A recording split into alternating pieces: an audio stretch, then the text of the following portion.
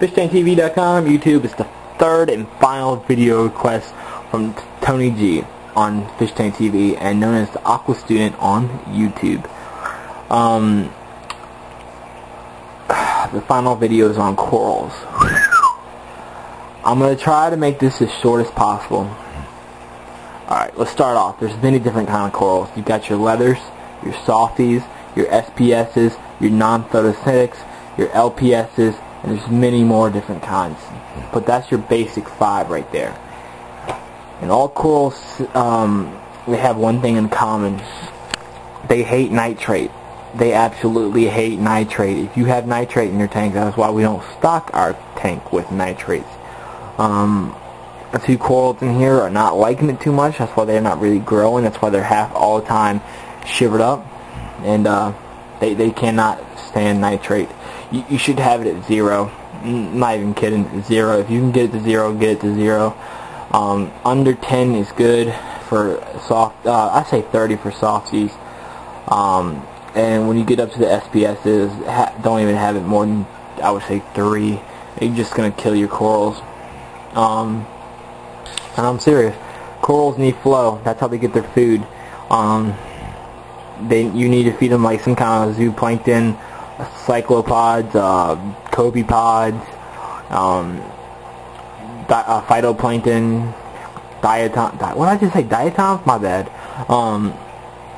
Some kind of baby brine sometimes, all depending on the coral.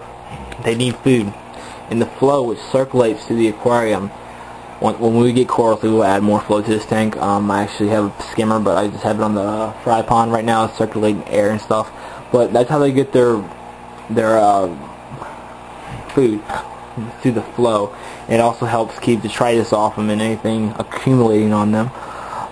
That's what you need to know on that part of water flow. You need water flow. That is like, that is the dirt for a coral. It's the flow. There are some corals that actually all corals do, well, not all corals, but some corals actually do move. Soft corals, they actually move very, very insignificant amount of space. You can't even notice it, but they actually do move a little. SPSs and stuff stay there. And anemones, a lot of people wouldn't think anemones are corals, but they're not. And they kind of are, but they basically can move around. It's coral that can move around. Lighting, you really, good lord, where do I begin with that? You need to learn your Kelvin ratings in lighting. You need to go all the way from down to plant bulbs, all the way up to 65K and higher. You got in the middle, actinic and stuff. You they like 10,000K, 10,000K is going to be this color right here. This is 10,000K. 13,000 is going to be kind of a bluish look, kind of like a 50-50 bulb, but a little more blue. Actinic's up more. Then you got go over into your plant bulbs are down here, and your salt water's down here, and your 65K plant bulbs are up here. You need to learn the light spectrum for yourself. I can't teach you that. I mean, I can teach you that, but it's better off if you just went out and looked at the light spectrum, looked at the fish world light spectrum, and just learned it. If you need to, make a compare chart. Have plant over here crisscross into 65K or whatever, whatnot. What else is there in the salt water? Your sand. If you don't have a deep sand bed, you need to clean the bitch. God, there's so much, man. I don't even know what am I talking about? I'm talking about corals. Corals. Now, how do corals eat? There's 2 ways. They actually pull their food in. Some pulse. A lot of them pulse actually, and they're trying to collect the food like a Venus flytrap. And they also, the color is actually not their own color. It's a symbiotic relationship. Well, not really symbiotic, but what happens is there's a zooanthid algae in the coral's skin, I guess you would call it, and the light penetrates through it, and that algae actually feeds the coral. So you're not actually giving light to the coral, you're actually giving light to the algae inside of the coral, which feeds the coral, which gives the coral that color. See, it's not, saltwater's not what it appears to be. You didn't know that, did you? Cleanup crews for corals. You need to learn what hermit crab, what slug, what shrimp won't pester your coral. You need to learn what fish are reef safe.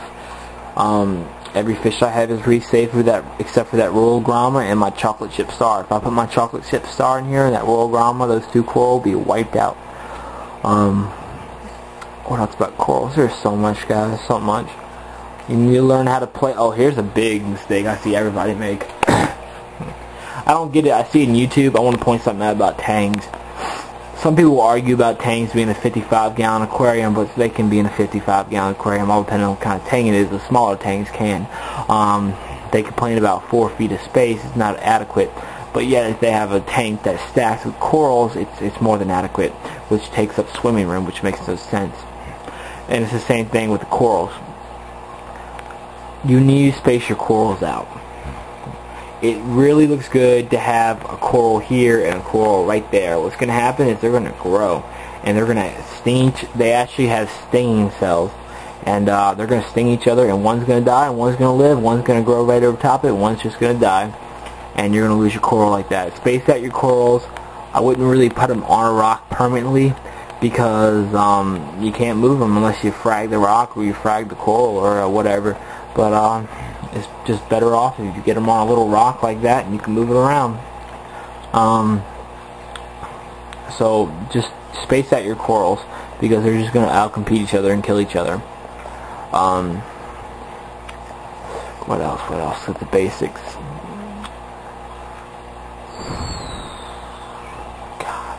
I'm trying to keep the video short, so I think I'm going to end it there, guys. Comment, rate, subscribe. Any more questions on coral, any type of coral, let me know.